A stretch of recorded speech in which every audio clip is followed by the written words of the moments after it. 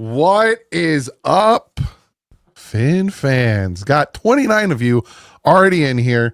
Sure to hit that like button. Help me and Reason out. This is it. This is it. We officially are starting something crazy, something new, something we've been working on this for months, right? Yeah, since like December, January? Yeah, we've been I think we kind of hinted at it at the Raiders game when we were hanging out together. Like Yeah. we dropped a little bit of a little hint of that, but so yeah, this is me and Reason's new thing. It's called the starting lineup. So this is what the background's going to look like right here. Where obviously this is the first episode, so we're gonna have an intro, we're gonna have names, we're gonna have so much different things. But this is the first episode, so this is the background's gonna look like. But as of now, we're just gonna be like this.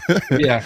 So you can see what we're gonna be talking about, and essentially we're gonna talk about first is what is this? Well, what is me and Reason doing? What are we putting together? And we're trying something different. Now, obviously, there's other people out there doing other things, but you know, me and Reason have come together, and we're trying to do something different. I'll let Reason explain a little bit more to you guys. So shout out to our graphic guy for, going about 80% of the way for the first episode.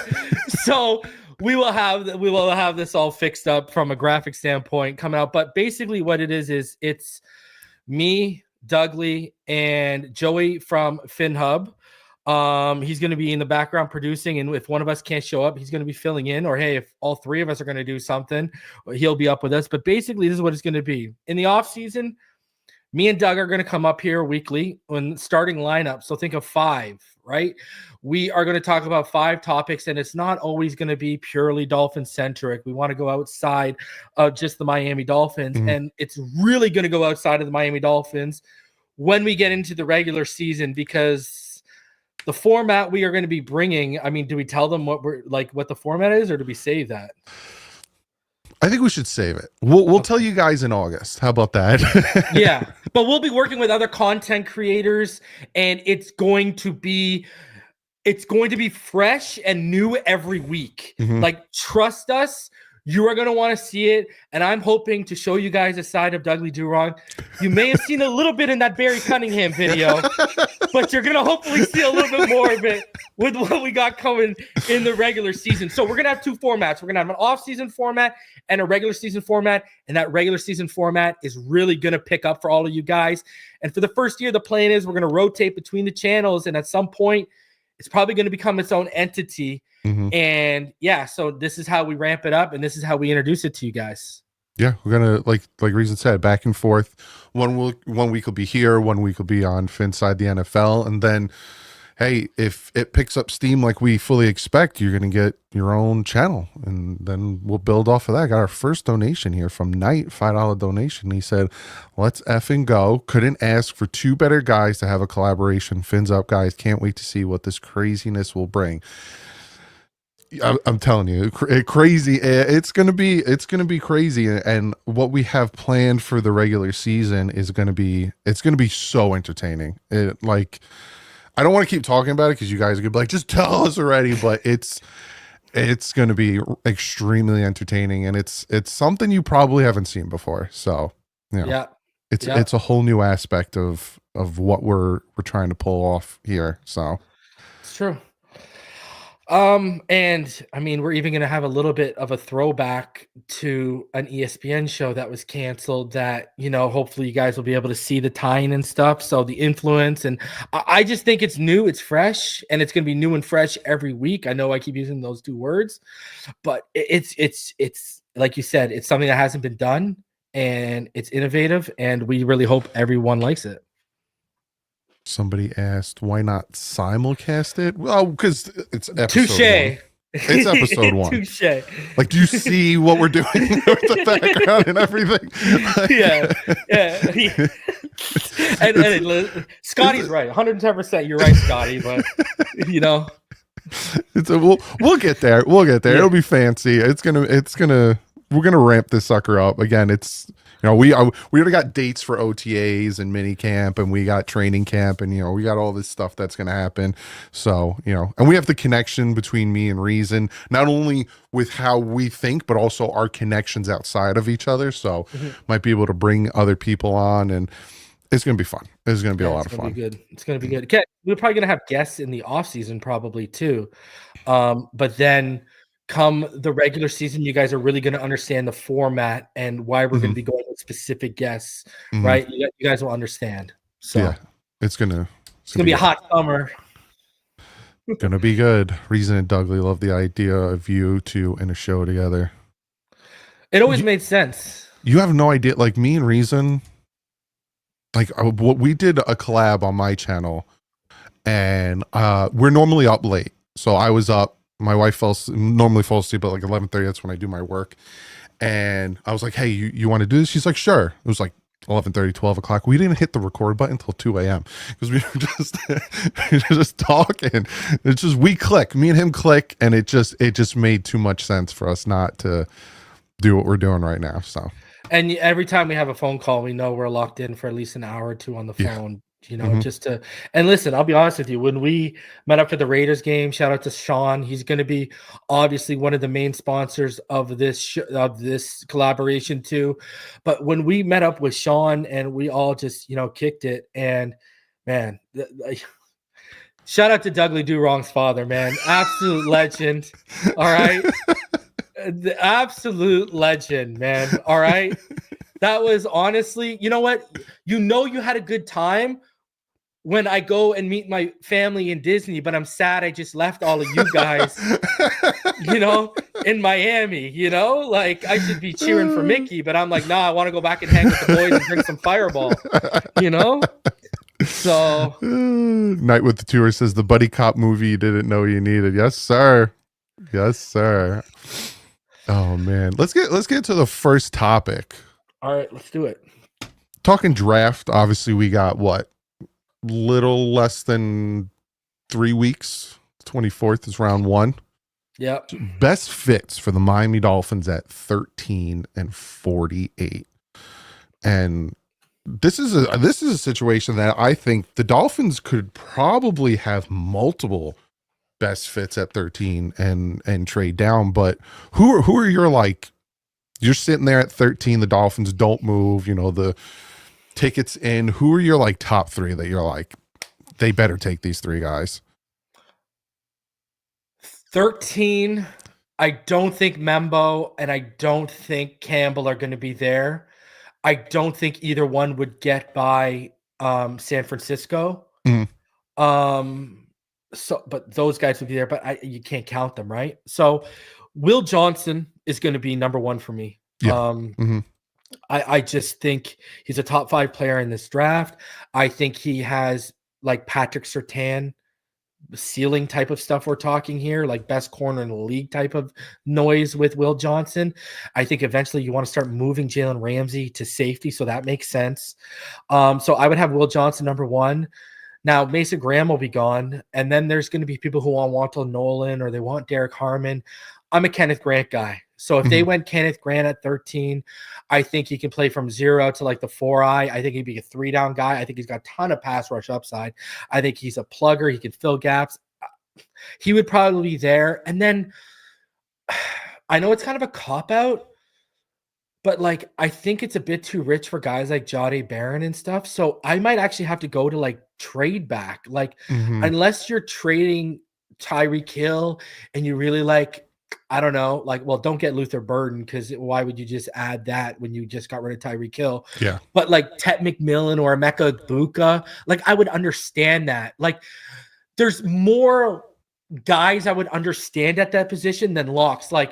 I would understand and totally be on board with Malachi Starks at 13, but I wouldn't be oh my God, it's Will Johnson or Membo or Campbell. Yeah. Yeah. So I would have to go, gun to my head, if I can't use trade back, Starks would be my 3rd. So who would you be at 13? Yeah, I'm kind of in the same boat. Johnson is a guy I like a lot. I kind of, when I was watching his stuff, he reminded me a little bit of prime Xavier Howard, where he likes to like bait the the quarterbacks, kind of let the receiver go a little bit and think like, oh, I have him, and then that closing speed is ridiculous. Very physical without even having to touch the receivers, which is good for the NFL, because I noticed a lot of corners that go from college to the NFL get a little handsy. I would love a DT, and see now. I got a question for you. What makes Grant stand out for you versus like Harmon? Okay. So, like, perfect example. Now, I know 2024 Harmon was like a lot better than he was in 2023. But if you really want to open your eyes and fall in love with the prospect, go watch Donovan Jackson in 2023 against Derek Harmon. Like, bro, I'm not talking about like just moving you out of lanes. I'm talking like hands in the chest, locked up, and like turning you and moving you out of the lane to Derek Harmon. Like, I think I look at Grant and you look at just the freaknish, right? Like, he was clocked going 18.75 miles per hour when he was 350 pounds. Like, I don't know if anyone out here, I used to be, you know, before I had stuff that happened to me physically, I used to do a lot of CrossFit and Turkish get-ups. Are part of CrossFit, and that's the only place I had ever heard of a Turkish get-up. This guy's doing 150-pound dumbbell Turkish get-ups, and for all of you who do not know what a Turkish get-up is, that is when you start. You can start on one knee, or you can start on both knees, or on your back. So we used to start on our back. You hold the dumbbell up while you start on your back, and you have to get up, keeping your arm locked out straight with that dumbbell over your head. You have to get all the way up to a standing position. Like, so you could do it from one knee, two knees, or down on your back. This guy's doing it from his back over his head with a 150-pound dumbbell in one hand. The balance, the coordination, and the just physical core strength to do that is crazy. And you see it on film. Like, if you watch him against Washington in 2023 when Penix's last year. I've shown this play on Twitter. Brother, he's lined up over the guard, over the left guard, and I think he's a 1. I want to say he's lined up as a 1, somewhere like he's a 1 or in between 1-3. And bro, comes right at him. One arm, puts him, just collapses the pocket, puts him on his behind, wraps Penix and takes him down with the other arm when he's done. I was like, that is not human. And I think you've seen at Michigan, this was the first season where he had 500 plus snaps. So I think you're just starting to scratch the surface, and he's got crazy pass rush upside. He's crazy athletic. He's got crazy power. You know what I think he is? I think he's a more polished version of Christian Wilkins coming out, especially from a pass rush upside. And I think he's bigger and freakier. So then, because I was torn. So for me, it was Johnson, and then I was torn between Grant or Harmon. Now I'm leaning towards Grant.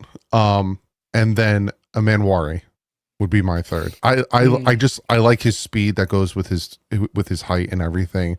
But then obviously, you know, we're talking trade down, because if there's a possibility, say Shador falls to 13, you know, Dolphins aren't going to take him. Someone's going to take him. And then you could probably get, you know, a ton of draft picks, a ton of them. You would probably have someone like the Giants probably trade into the first and then trade back up to third. Like, they would have to start moving up, because there's no way if I'm Miami I go from 13th to the second round. So, brother, I've heard rumors that they want to pair Travis and Shador, and that's the idea. Take Shador at 3 and trade back up and come and get Shador. Man, now I everyone knows this who knows me. If you put a gun to my head and you say we got to take a quarterback at 3 and Cam Ward's off the board, because I think Cam Ward's the only quarterback in this draft worth going in the first round. Okay, I don't have a first round grade on Dart. I don't have a first round grade on Shador, and I'm a big Dart guy. I would take Dart, because I think in this draft, bro, when it's so weak, you bet on the traits. Yeah. You bet on the upside. And you look at Shador, and the reason why guys like Brock Purdy and Tua can make it last in the NFL still when the pocket quarterback is dying, because their accuracy, their timing, their anticipation is superpower level. Shedeur does not do anything of those to superpower. Yes, he's timing. Like anyone who calls Tua a spot thrower, you're going to hate Shedeur Sanders because he's a spot thrower. Okay. The timing, the anticipation, it's not superpowers. It's good to really good, but it's not like, oh my God, that's a superpower. And and brother, I know you play Madden. You see the people where they turn a 3 or 5 step drop into a 12-yard, sack. That's Shedeur in real life. Like, oh my God. He doesn't have good pocket awareness, a good feel for it. He has a little bit of athleticism like Tua where he can extend out a little bit, but his feel, and he makes his situations worse. And I just now, I don't know. I'm with you. Trade up. See, we need more picks between 48 and 98. Let's go. Yeah, 100%. 100%. Yeah. Mike with the 20 says, finally, my 2 favorite content creators on one channel. Let's go, gentlemen. Finn's way the F up. DDW for president. I don't want to be president. Don't lie to the people. You probably do now. You don't want me to be president. Well, I know most Canadians probably do. So, all right. So we got round 1. Now 48. 48 is an interesting spot because we'll see how at 13. Yeah, it's funny because we always come in and with the draft coming, people say, oh, he won't be there at this and he won't be there at that. And then day 1 ends and we're all making videos of best available. And you're like, I can't believe Shedeur Sanders is still available. You know what I'm saying? Yeah. So who's your best at 48? Like, what are you thinking at 48? Say who you take at 13 and then what you're thinking at 48. Okay. So if let's say we took Will Johnson at 13, I'm looking at Jonah Savaiinaea. Donovan Jackson will probably be gone because I think he offered that tackle flexibility. Gray Zabel's probably going to be gone. So you're probably looking at like guys like Jonah Savaiinaea and Tate Ratledge are probably your best guards on the board. I'm going with Jonah Savaiinaea. If we don't go, like, let's say we take Kenneth Grant. All of a sudden, I'm in love with taking a Trey Amos or Siobhan Revel at 48. Like, listen, because I'm doing my cornerback big board tomorrow, and I forgot, right? Because you go back and you finish up your evaluations and you go back to your timestamps and you clip out your clips and you get reminded of things. Brother, I forgot how elite Siobhan Revel's 2023 tape was. Like, man, if he didn't get hurt last year, bro, I think it's between him, Hunter, and Johnson for top 3. And I think he's ahead of Jahdae Barron in a lot of people's mind. Brother, I think he would have ran like low 4.3s. Like, I think he would have blown everyone's testing at 6'2", 194. I think he would have tested low 4.3s. I think he would have had an well over 10-foot broad. I think he would have had like a 38, 39, 40-inch vert. I think he would have blown the testing up. But because he's injured and had that ACL injury, apparently he's getting ready for private workouts, so maybe guys will see it. But brother, and he can play corner. But, again, if we don't take a defensive tackle, we don't take Grant. Are Alfred Collins in play? Did someone slip from the first now? Right? Like, did we not take a safety? Is Makuba sitting there? I don't think Amanda Worry slips. Jonah Savaiinaea, Donovan Jackson, and if we don't go and if we need a corner still, Trey Amos or Siobhan Revel. Those would be the 4 I'd give you. Now, would 48 be too high for like an Alfred Collins or a CJ West? I'm high on CJ West. I actually have him rated higher. I've seen some people mocking him at like late 90s, early 100s. I'm very high on CJ West. I don't think it's high enough for Alfred Collins. I'm a fan of Alfred Collins. My only issue with Alfred Collins is I don't think there's very much pass rush upside at all at the next level. I think he's just going to be a really good. Yeah, that'll plug. He'll be a really good run stuffer. Why? Who do you like at 48? Who are some of the guys you are liking? Well, if we don't go safety, I don't know if he's going to be there though. That's the tricky part of having it so late. Like Xavier Watts, I don't know if he's going to be there at 48. Some people have Nick Manwari. Like, PFF right now has him ranked 45. So, I doubt they make it to 48. Alien, bro. NFL loves aliens. Yeah, exactly. And, the same thing like with Javon Holland, he was the first safety taken, but, it ended up being one of the best. I love the guard that you named. Well, the tackle / guard. Now, would he play guard? He said he wants to play guard. Yeah, every time I keep looking at, and then like you said, Zabel's not going to be there. He'll probably be like 28 around there. And then defensive tackle, like I was saying to you, some of the names that were popping out to me, we're meeting with Alfred Collins, but again, that might be a third rounder. We might grab him back then to CJ West, Shamir Turner, one of those guys. I think he might sneak into the first, bro. Quietly, I think he's trending towards maybe sneaking into the back half of the first. I think your first 3 rounds, they need to be the needs that we have, which is defensive line, guard, and corner or safety.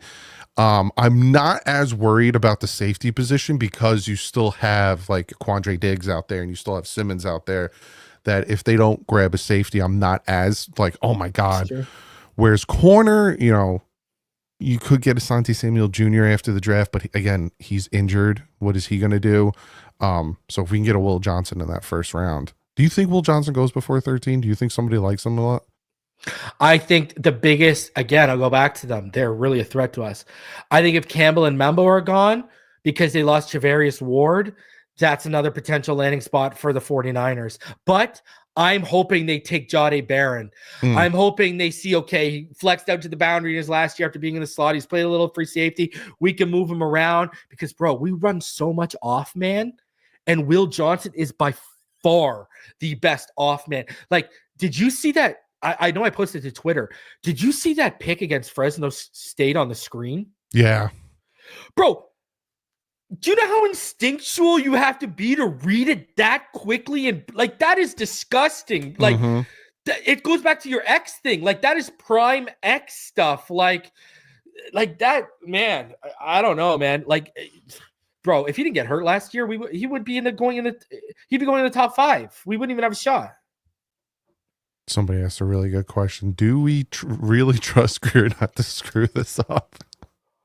I will give Grier this. Like, look at the 2021 draft. Waddle, Phillips, Holland, hits. Yeah. Had a chance to hit on Creed Humphrey. You know what I mean? But thanks, Liam. If he's taking a guy like, you like safeties and corners. I want a corner. If he takes one of those, he has a really good track record at taking corners and safeties, right? They got more out of Brandon Jones than any of us expected them to. Let's be honest with ourselves, right? So they have a good track record. You could make the argument he was really right about Christian Wilkins. You know what I mean? So if he took a Kenneth Grant, I'm okay. It's when we start getting into those later rounds, we've seen the mistakes. When we start getting into the 4th or 5th pick, like a lot of people had Cam Smith. That guy had really good tape. A lot of people had a first, but you notice we're talking about the Phillips injuries, talking about Jalen Waddle injuries again, right? Like a lot of these are player inflicted wounds that have held these guys back from really reaching the potential. We've seen them flash that have shown us that, Grier hit something here. Like, look at Holland, right? Has he ever been the same since he left his knees at MetLife? Right? Freaking turf. He'll take like Josh Simmons at 13 and we're all going to lose our minds. He's really good, bro, but that injury scares the hell out of me, dude. For that big of a man, a patella injury? Oh my God. Well, speaking of Grier, has the Bank of Ross closed? What do you think? I want to hear your thoughts. Oh, he has not. So this offseason, I did a whole list of who we lost versus who we got. And obviously the front office hasn't gone crazy with money since 2020 because they haven't had really much money in 2020. But a lot of the transitions from who we had to who we have now isn't great. And I think it's because Stephen Ross is probably I don't know if you're going to be here next year. Mhm. So I'm not going to have you jeopardize my future cap space. Because if you look at the contracts, even James Daniels' contract, it's a technically 1-year contract. Mhm. 1 year, 1 year, 1 year, like they're all 1-year contracts, and they haven't touched Tua. They could very easily restructure Tua, get 19 million, be sitting at like 30 plus million in cap space and do whatever they wanted to do. They haven't touched any of it. And I think it has a lot to do with Stephen Ross being like, I don't know if you guys are going to be here next year, and who would want to come and be the GM or the head coach if you have no draft picks and no money. So Yeah. I think Stephen Ross is putting his foot down. Yeah. I don't know. This is a hard read because, like, even when you get away from Tua, like, even if you get rid of these guys, Anthony Weaver's still in the building and could be the interim head coach and the future head coach of the team. It makes sense to give contracts to Zach Sealer and Jordan Brooks right now, and that would free up like over $12 million. And, I'm really worried about, I saw someone, and I agree with I Got Game AJ. I think Grier's biggest flaw, and I've said this all along, his biggest issue is him and the front office do not project the trajectory of players properly compared to where the market's going to get ahead out of contract. That's evident. And then they come to the table and it's way too late.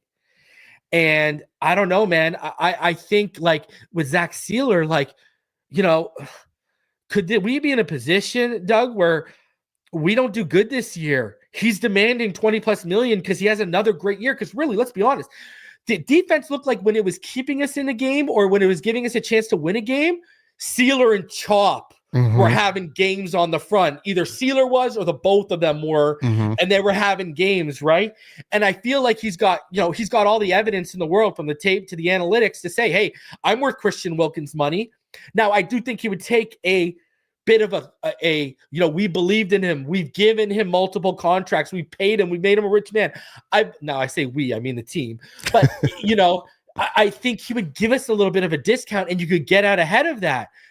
That's what worries me and wonders if the bank is closed, because those seem like no-brainers. Jordan Brooks and Zach Sealer seem like no-brainers. Listen, I didn't want them to touch to his contract, but I thought they were going to do it just because it's so easy to free up 19 million, right? And they didn't. So, but let me ask you this. Let me flip you on this. Is it the bank of Ross is closed, or because of how close we were to winning the division, and we were even competing for number 1 seed against the Ravens in week 17. I don't want to use the word delusional, but do they think they are that close to being like a legitimate contender? Because you could make the same argument. They are operating the same way that contenders do. Little tweaks here, little tweaks there, not overcommitting to anything unless you got to retweak that, blah, blah, blah, blah, blah. I mean, we know how close they thought they were last offseason. This team, Grier and McDaniel, keep getting by with the injury excuse. Let me ask you, do you think they're just that close and they're just tweaking? It definitely seems that way. Like they are doing the bare minimum. They bring in James Daniels, which, has a ton of upside, but again, injury. So hopefully he's okay from that injury. And it seems like they're like, oh, we'll add a few pieces in the draft. You'll get 3 starters, and then we'll add pieces after the draft, and we're good to go. We, like you said, we're close. We got injured, and it's the fact that Grier mentioned the injuries like 3 or 4 times in the end of year presser. Oh, if we were big on Keon Smith and he got injured, and if it wasn't for the injuries here and injuries there, yeah, man. But it's because of what you're bringing in that these injuries happen, and yeah, I honestly. Now that you say it, it seems like they are in that situation where they're like, they constantly think to themselves, oh, if we didn't lose Andrew Van Ginkel and Chop and Phillips and all these guys, we would have done something against the Bills and, this and that. So, yeah, they might be in that mindset because they're acting like it right now. And let me ask you about James Daniels. I'm going to ask you this question. Now, put yourself in his agent's foot, in his agent's shoes. He was playing phenomenal last year. You've seen what the guard market is at. If he doesn't get hurt, is he making $8 million a year? There's no way. After we saw Aaron Banks get that money, he's getting 16 plus million a year on an annual average, right? So do you think as his agent and his representation, you would have said, Yeah, because if you look at the contract, they're setting it up where they can rework it after 1 year and pay him what he's actually worth. Mhm. And I'm wondering if that was also an agreement from their side of stay healthy, and if you play like you did last year, you can either go find your own thing or we can just demand more money from them. Yeah, 100%. And that's probably exactly what they did with that contract negotiation, because you look at the face value of that contract and you think, oh, it's a 3-year deal, that's not bad. But when you really look at it, it's not. And it's probably his agent, like, go out there, do what you did before he got hurt. Because before he got hurt, he was playing really good for the Steelers. And then all of a sudden he's going to want that, 15 plus million a year that, some of these top guards are getting. So, yeah, it's going to be nuts, man. Yeah, I agree. Gonna be nuts. Next topic here. Which NFL team has had the best offseason? So shout out to my graphic guy again for going about 90% of the way.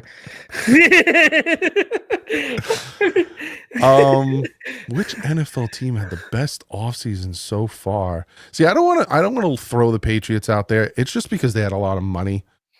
Obviously they added a lot of talent. Mm-hmm. But I wouldn't say the Patriots. I honestly think like a lot of these teams, it's been a quiet offseason, especially for free agency. I like what Washington has done though. Yeah, that's what I was gonna say. I mean, I think the strongest ones have been Chicago or Washington. You look at adding Laramie Tunsil to that line, adding Deebo Samuel. They brought back Zach Ertz. I mean, I've been a huge Jade Daniels guy. Like, I remember when we were all just scrambling, who are we going to take in 2020? And we were all watching Herbert. We're all watching Tua. And you go back you remember when me and you first met on the Tuesday night panel. I think you hosted it one time or whatever. And I remember I'll never forget this, that Oregon and Arizona State game. And Jaden Daniels was a freshman. And he outdueled Herbert to the last minute, and he handed him his ASS on a silver platter. And I was like, yo, this kid, if he adds weight, this kid is going to be special. And to see how far he's come, man, I think they did exactly what you want to do. And then you got to give Chicago their props. Mm-hmm. Trading for Tooney, trading for Jonah Jackson, going and getting Drew Dahlman and shoring up that offensive line, and then adding to the defense, and then getting Ben Johnson. I think Chicago, but man, I agree with you. I got to give it to Washington, bro. I think they've, in an NFC where anything can happen, it's far more wide open than the AFC. They put themselves in position to go on an even deeper run. And I think if they had these players at full health that they've added, like Tunsil and Deebo, they could have, they could have, that team could have upset Philly. Yeah. And Philly again is another sneaky team that they made some moves here and there. Bringing in Azeez Ojulari, Philly was a smart move. It was an incredibly smart move. Again, I'm looking at the AFC teams. Like Buffalo didn't really do much. Miami obviously didn't do much. The Jets, they did. Like they bring in Justin Fields. I don't think Justin Fields is going to be the answer for them. They're getting super excited. They got him and him and Wilson back together, and they're going to do something here. And did you see Woody Johnson? No, what did he do? Woody Johnson said, from that draft, it's really come down to Trevor Lawrence and Justin Fields. I mean, brother, did you not forget the guy who got drafted right in between those two names that you took? Like, I don't know, man. I don't know about. I'll say the Broncos got better. Yeah. Hufanga. I wanted Dre Greenlaw. He was one of my top free agent targets. Yeah, they took two of my. I wanted him the safety, and I wanted that linebacker. Yeah. They're good, right? Didn't they get? And they brought in Evan Ingram too. I'm pretty sure too, right? Mm-hmm. Yeah. They're helping out there, and that's what you do. Like you're seeing Chicago, you're seeing Denver, you're seeing Washington, you're seeing these teams with young quarterbacks. And what do these teams do? They build the trenches, they get them weapons, they help their young quarterback. If only another certain team that we know help their young quarterback out, but yeah, all or nothing. It has to be on one man. In all fairness, though, that young man needs to protect himself better. Oh my God, please, for the love of God. 90% of those injuries aren't on. Now, you can go back to Jesse Davis or whatever you want. Yeah. But these concussions are coming down to him. And really what Saban warned us about coming out, didn't Saban warned us all about this. I remember me and EM Dolphin fan playing the videos back in the day. Saban warned us all about this, that he's reckless, man. Like he just doesn't know when to live for another down, and it's stacking up, like look at Kendall Fuller. Like we had a great annual average salary, Doug, and look at how quickly they said, yeah, that's obviously a far more contact position. Yeah. And yeah, those are stacking up too quickly. Sayonara, bro. It was like what, 2 concussions in like a month and a half or something like that? And they're like, peace. Yeah. And the game where Tua hurt his hip, he did the same. Weren't they up there by like 30 points? Bro, rolling out to his left. Like, just get rid of the ball, dude. You know what he is, bro? He's someone, we all know these people in our lives. Whether it's a habit, whether it's the truth they tell, whatever.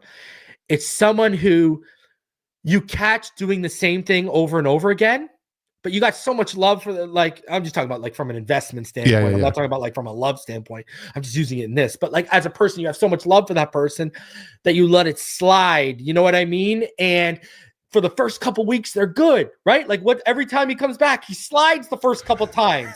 And the 4th, 5th time, he's back to who he was. And you're like, bro, what are we doing here? Because listen, we've seen your potential. We know what you're capable of.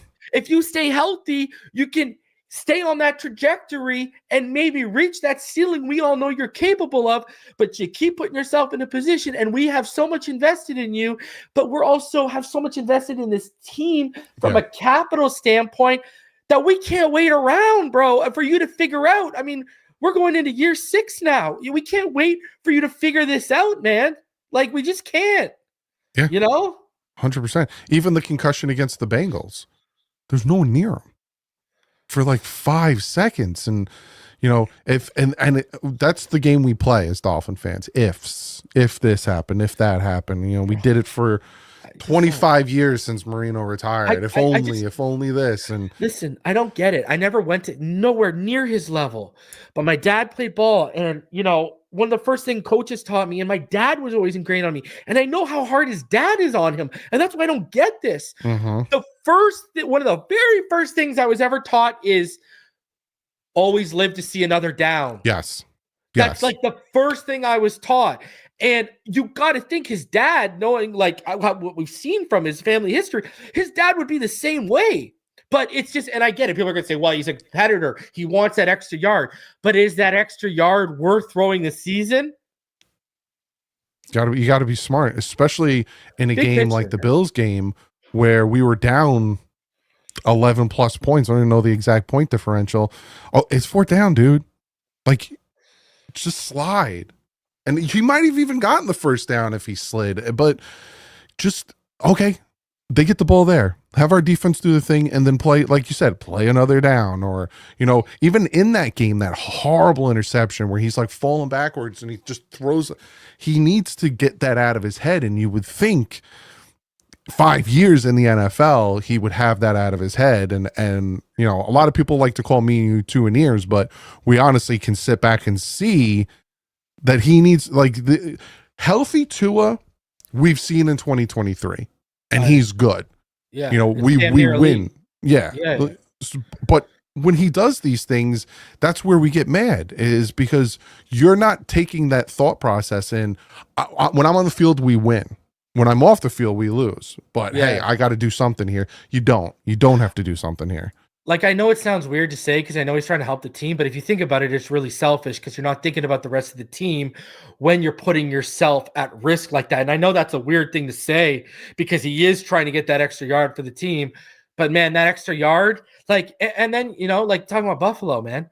But then you have games like in 2022, people tell us he can't play in the snow. He's damn near lights out. Great game. Last year in Buffalo, brother, he had, what was Great it? The game. second highest EPA per passing play ever against the Sean McDermott Buffalo Bills team. But what happened? Our defense had one of the worst EPA per plays ever against the Sean McDermott team. And our special teams was, I think, the worst EPA per play ever. Like, and that's another thing, we can never get all cylinders clicking. Nope. And it's just, and it makes it worse when you take yourself out, because we can't expect those cylinders to get clicking with Huntley. I'm not expecting with Zach Wilson, So maybe, hey, they could surprise me. I hope they do. Maybe McDaniel can turn him around. Next topic, favorite 2025 draft prospects. Going into the draft, I got a few. I got like a whole list here.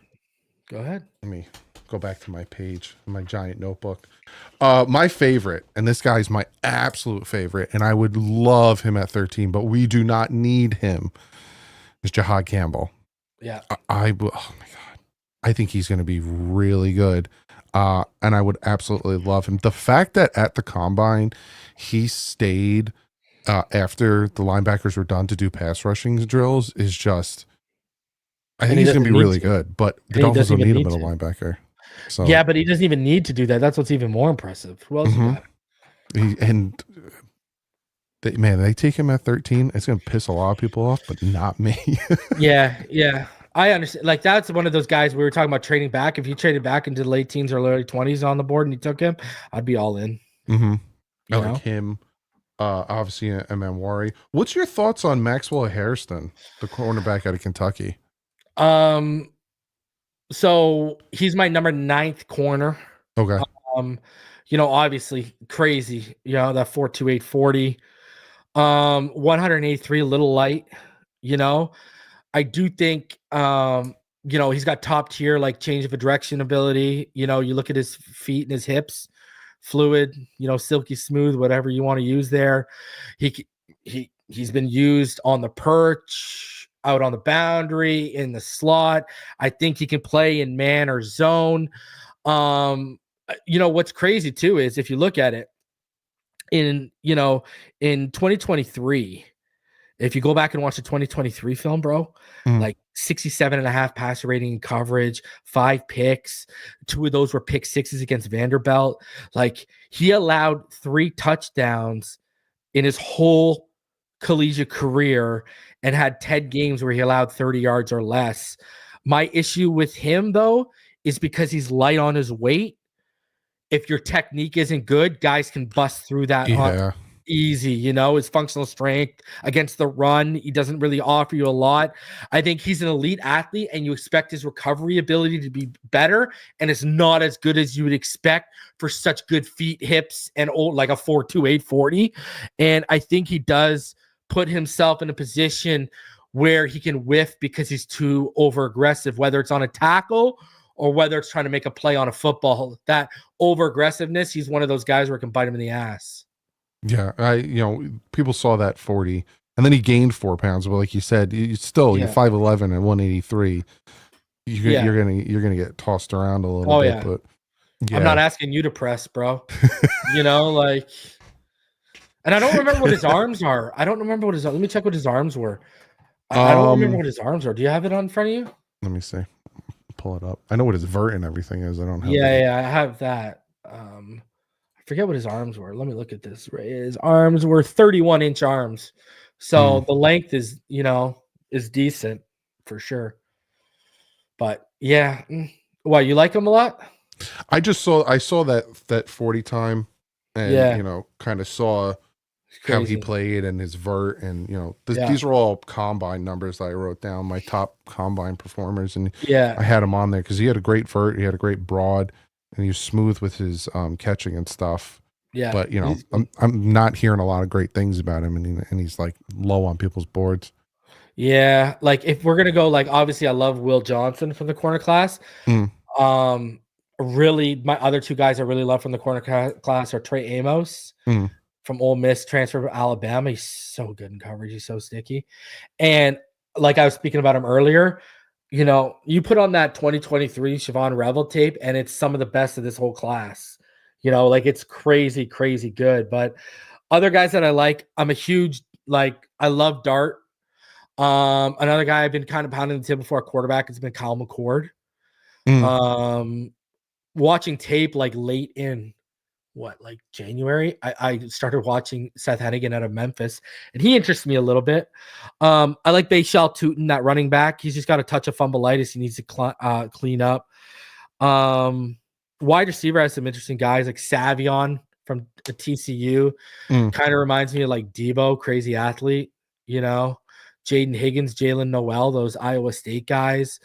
I really like, there's a couple tight ends I really like because I know everyone's really high on like, Tyler Warren or Colson Loveland or even Mason Taylor. I love Gunnar Helm, and I loved Luke Lachey before the injury stacked up because he was there when Laporta was, and he was just such a good blocker. And I know he was coming off an ankle injury this year, so his base was a little compromised. I like Membo, love Savannah, love Kenneth Grant. You're talking about linebacker. I'll give you linebacker I love. Have you watched Demetrius Knight Jr. out of South Carolina yet? No, not yet. Yeah, peep him. I really, really love him, man. He's probably my top man crush at that. And you named him earlier. I love Amanda Worry at safety. But I'll give you another name, Hunter Wohler from Wisconsin. Check him out if you get a chance. I'll write these down. Yeah, because my video coming out tomorrow is tight ends. Yeah. Like, bro, when you watch that combine, because Gunner, like, he looks like 4'6" on tape. Like, bro, he was like, I'm telling you, you put the tape on at Texas. He's the picture of his ankle after he ran. Oh my god, dude, how did he run on that? He ran. Both of his official times were on that ankle. He injured that on a false start. Oh my god! And then he did the drills. That's hard, man. That's hard, and that's toughness for you. Bro, and you put the film on, and bro, you see it all over the place. Like, he ran 4.84, like, but he's 4.6 on film. Like, you see it. He's 4.6, but he's 6'5", 241. Like, man, I'm telling you, you know what he is? Everything that everyone loves about Tyler Warren, he's the light version of that you could probably get in the 4th or 5th round. That's what he is. You don't have to spend a 13th overall pick. You don't have to spend a top 15 pick. It's the same thing. If you don't want Colson Loveland, you don't want to spend the 15th pick, you could spend a second on Mason Taylor. You just got to get me. I think Colson Loveland's a little farther in terms of inline stuff, but I think with Jason Taylor, you can get there. You know what I mean? Yeah. So it's, value. Like, I don't know about you, bro, but I am not down with unless you are Brock Bowers, who was pounding the table for last year. I know you're generational. I'm not. Come on, man. Where's the value in taking a tight end in the top 15? Yeah, exactly. I'm good. No, I'd rather take a guard. Someone's gonna reach for Tyler Warren. Someone is gonna, Where do you think what's his face? Genty's going? Raiders. I was thinking the same exact thing. Marshawn Lynch and Carroll, now Gene Carroll. He has Geno Smith. No need to take Shador. Didn't they just give like Geno new money too? Yeah, a 2-year contract extension. Yeah. So they're like best friends, right? So, like, yeah, I think the Mariners make so much sense, dude. Much sense. You think that Raiders will be something now with Pete Carroll? Yeah, they're going to be better. Do we play? I don't think we play the Raiders. I hope we do. We'll whoop them again. Although, can I be honest with you? I know we were at the game last year. Didn't you get the feeling, though, if they had a better quarterback? Oh, they would have beat us. And a run game? They would have beat us. Like, and I know we talked about it at the game, bro, the irony, The game we go to after me telling Omar Kelly the whole year before, tight end, we need a playmaking tight end. And that's the game where Jonnu just like flips his lid, right? Like, man, how good is that? How good is he, man? Dude, that play too, I'm saying, it's for everyone watching. It was Sean, me, my dad, it was Reason. We were all sitting there watching it. And I got Sean to my right. Whenever we go and I watch football, I watch the quarterback and I watch the offensive line. Sean was watching everything else.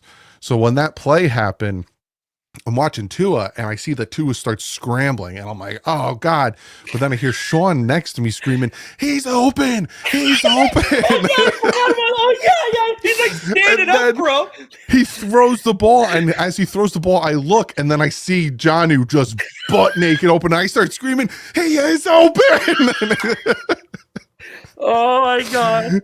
What, like wide open, because I hear him screaming he's open and I'm seeing Tua and I'm like, please don't get sacked, please don't get sacked. And then he throws it. Oh my God, so bro, funny. I totally forgot about that, because I remember looking up at him, and you know how Sean gets a little red when he gets excited, and he's like up and he's like, he's open. And I remember looking, I was like, oh snap. And just like you, then I looked at the field and I'm like, oh snap. And oh my God, bro, he's awesome to go to a game with, man. Oh my God, if you go back and watch the vlog, I have some footage of him just dancing. He's a nut. He's out of his mind. Yeah, he's hilarious, bro.